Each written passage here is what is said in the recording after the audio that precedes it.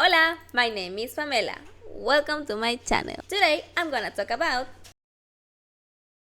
temperature measurement using resistance probes depends on the temperature resistance characteristics of the sensing element. The detection element consists of a very fine wire winding of the suitable conductor wound between layers of insulating material and protected with glass or ceramic coating. The material that forms the conductor is characterized by its temperature coefficient of resistance, which expresses, at a specified temperature, the variation of the resistance in ohms of the conductor for each degree that the temperature changes. The relationship between these factors can be seen in this linear expression. If the resistance-temperature relationship is not linear, then the general equation will be one of these, depending on the temperature range, in which A, B, and C are coefficients of resistance. In this image, we can see the relative resistance curves of various metals as a function of temperature.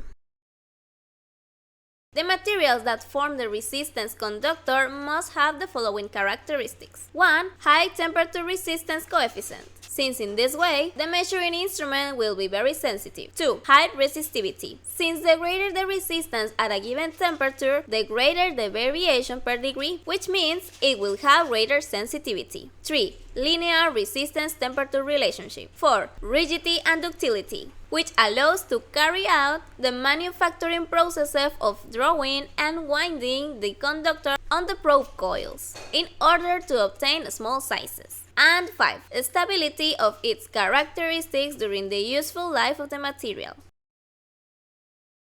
The materials commonly used in resistance probes are platinum and nickel. For cryogenic temperatures, the Germanium resistance probe can work between 0.05 to 100 Kelvin degrees, with a resistance of 10 kiloohms for 1 Kelvin degree and a sensitivity of 35 kiloohms per Kelvin degree to 4.2 Kelvin degrees, and a negative coefficient of resistance, that is, the higher the temperature, the less resistance. Platinum is the most suitable material for its accuracy and stability, but it is expensive. In general, the platinum resistance probe used in industry has a resistance of 100 ohms at 0 Celsius degrees, and it can have different shapes, which you can see on the screen. Regarding the tolerances or acceptance of the values of the probes, the IEC 751 indicates that they are those shown in this table, the precision of each class being the one described below. In this other table, we can see the characteristics of the platinum, nickel, and copper resistance probes respectively, and in this other,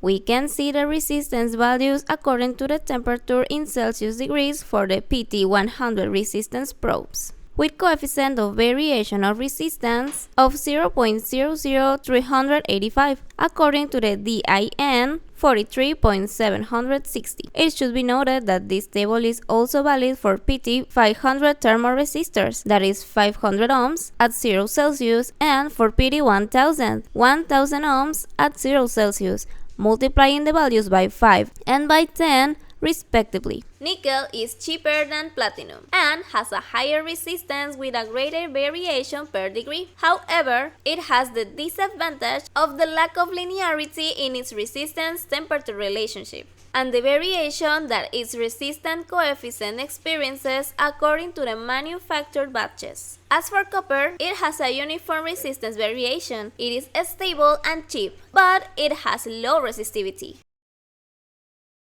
The coils that have the resistance wire wound are encapsulated and placed inside a protection tube or sheet of a suitable material for the process fluid, be it steel, 304 or 316, stainless steel, Monel, Hastelloy, etc. And here we can see the parts of a resistance probe. In this other image, we can see several types of probe with some connections to the process. Resistance probes connect to conventional Wheatstone bridges or other digital resistance measurement circuits. And well, this will be all for today's video. Don't forget to give me a like, subscribe, and share. I upload videos every Wednesday in Spanish and every Friday in English. Adiós! the conductor on the coil probe.